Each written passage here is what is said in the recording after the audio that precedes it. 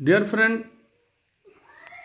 आज हम इस चीज़ का जायज़ा लेना चाहते हैं कि पाकिस्तान के chief of defence forces general Asim Munir साहब जो हैं, उन्होंने लीबिया का दौरा किया।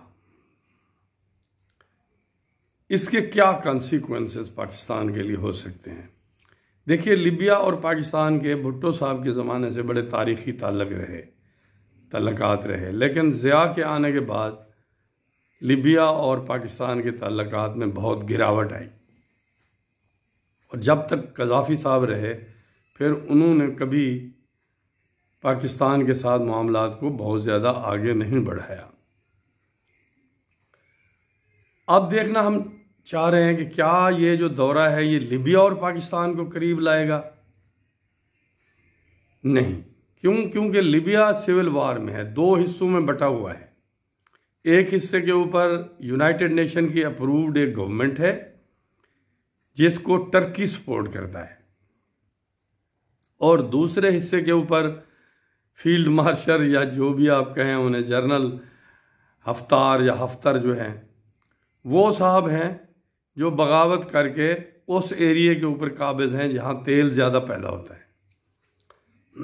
और यूएई, सऊदी अरेबिया, ये ममालिक उनकी सपोर्ट करते हैं। अब पाकिस्तान के चीफ ने एक सिविल वार में कदम रख दिया है। ये बिल्कुल ऐसी सूरत हाल है जैसे यमन में है।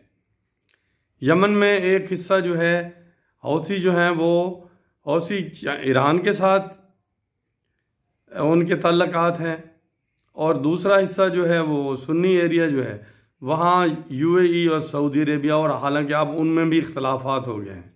तो अगर वहाँ पाकिस्तान जाए तो फिर आप देखें क्या सूरत हाल होगी। तो आप सिविल वार्स में कदम अगर रख रहे हैं और इस फर्ज करें, ये तवक्को कर रहे हैं इससे सऊदी अरेबिया, यूएई या ट्रंप साहब खुश होंगे, लेकिन या आप उन्हें कुछ हथियार बेच पाएंगे, तो आप ये क्यों भूल गए हैं कि जो दूसरा कैंप है वो भी तो फिर तालिबान और बीएलए को फाइनेंस कर सकता है। तो पैसों की कमी तो उनके पास भी नहीं है।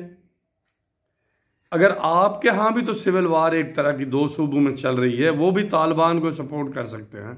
अगर उन्होंने तालिबान को हथियार और पैसे भेजने शुरू कर दिए, बीएलए को हथियार और पैसे भेजने शुरू कर दिए, फिर आप कहां खड़े होंगे?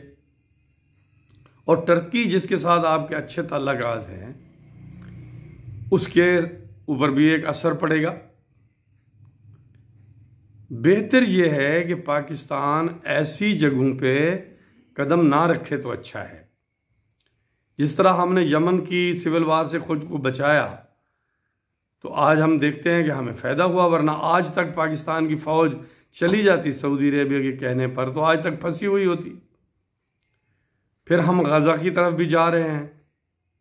तो इतनी मुश्किल जगहों के ऊपर पांव रखना, जबकि आप इक्तिसादी तौर पे भी स्ट्रांग नहीं हैं, और मिलिटरीली अगर आप कहते हैं आप स्ट्रांग हैं, तो पैसे नहीं हैं, और फिर आप इंडिया के साथ भी कॉन्फ्लिक्ट में हैं, अफगानिस्तान के साथ भी कॉन्फ्लिक्ट में हैं। तो ऐसे में ऐसी जगहों के ऊपर कदम रखना अपने मुसीबतों को इनवाइट करने के मुतरादिफ है। एहतियात से काम लीजिए। अपने इक़्तिदार को तूल देने के लिए इतनी मुश्किल रास्तों पे मत जाइए। आप तो चंद साल बाद चले जाएंगे, पाकिस्तान को बहुत लंबे अरसे तक फिर उसका खमियाजा भुगतना पड़ेगा। अब अफसोस यह है कि हमारे यहाँ सिविल हुकूमत तो नाम की सिविल हुकूमत बन के रह गई है।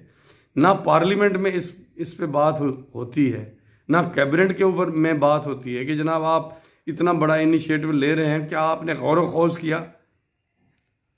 पर इस हुकूमत ने तो बिल्कुल ही सरेंडर कर दिया है। Thank you very much.